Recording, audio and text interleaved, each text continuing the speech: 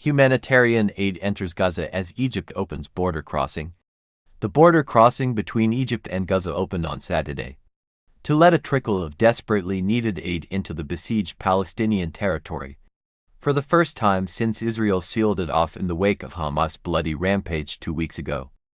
Gaza's 2.3 million Palestinians, half of whom have fled their homes, are rationing food and drinking dirty water.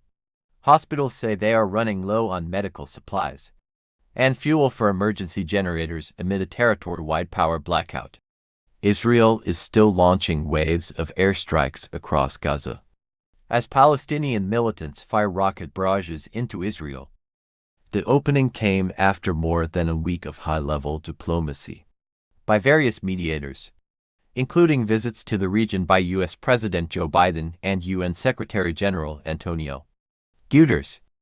Israel had insisted that nothing would enter Gaza until some 200 people captured by Hamas were freed, and the Palestinian side of the crossing had been shut down by Israeli airstrikes. Egypt's state-owned Al-Qahra News, which is close to security agencies, said just 20 trucks had crossed into Gaza on Saturday, out of more than 200 trucks carrying roughly 3,000 tons of aid that have been positioned near the crossing for days. The trucks were carrying 44,000 bottles of drinking water from the United Nations Children's Agency, enough for 22,000 people for a single day, it said. This first, limited water will save lives. But the needs are immediate and immense, said UNICEF Executive Director Catherine Russell. Hundreds of foreign passport holders also waited to cross from Gaza to Egypt to escape the conflict.